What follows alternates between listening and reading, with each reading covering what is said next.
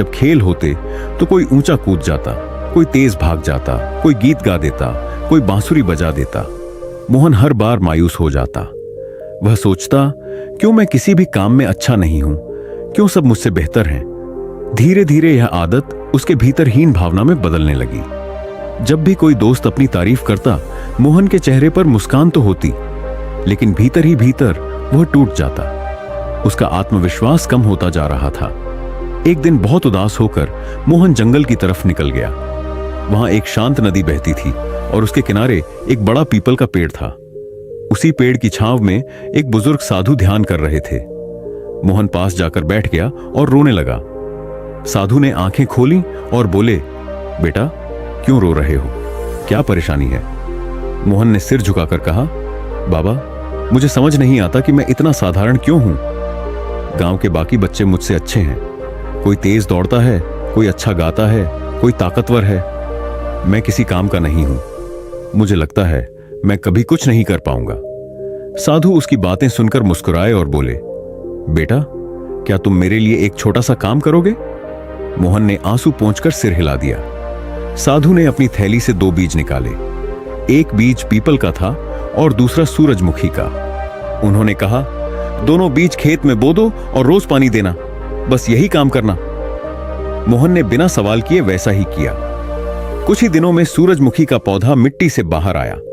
उसकी हरी हरी पत्तियां और पीली पंखुड़ियां देखकर गांव वाले हैरान रह गए।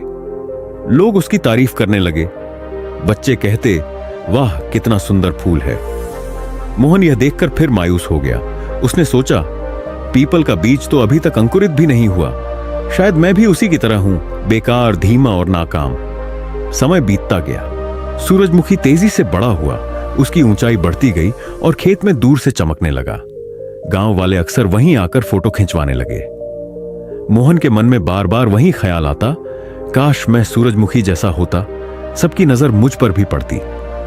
लेकिन कुछ ही महीनों बाद सूरजमुखी का रंग फीका पड़ने लगा। उसकी पत्तियां मुरझा गईं और तना झुक गया। जल्द ही वह खेत से गायब हो गया। इसी बीच उसी जगह से पीपल का छोटा सा पौधा धीरे धीरे मिट्टी से झांकने लगा। शुरुआत में लोग उसे ज्यादा महत्व नहीं देते थे, पर मोहन रोज उसकी देखभाल करता रहा। साल दर साल वह पौधा बड़ा होता गया। समय बीता और अब वही पौधा एक मजबूत पेड़ में बदल चुका था। उसकी मोटी डालियां दूर दूर तक फैल गईं। उसकी छांव में लोग बैठकर आराम करने लगे। बच्चे खेलते, बूढ़े विश्राम करते और यात्री थक कर वहीं रुक जाते। पक्षियों ने उसमें घोंसले बना लिए। गाय भैंसें उसके नीचे बैठने लगीं। अब पीपल सिर्फ एक पेड़ नहीं था, बल्कि पूरे गांव का सहारा बन गया था। एक दिन साधु फिर मोहन के पास आए और बोले, बेटा देखा, सूरजमुखी जल्दी खिला और जल्दी ही मुरझा गया, लेकिन पीपल देर से बड़ा हुआ और आज सबको सहारा दे रहा है। हर बीज की अपनी गति होती है, अपनी ताकत होती है। अगर पीपल सूरजमुखी से तुलना करता तो शायद कभी बढ़ ही नहीं पाता। मोहन की आंखों में चमक आ गई। उसके दिल से जैसे कोई बोझ उतर गया। उसे समझ आ गया कि अपनी तुलना दूसरों से करना बेवकूफी है। हर इंसान का अपना समय, अपना हुनर और अपनी जगह होती है। वह साधु के पैरों में गिरकर बोला, बाबा अब मैं समझ गया। मुझे खुद को कमजोर नहीं समझना चाहिए।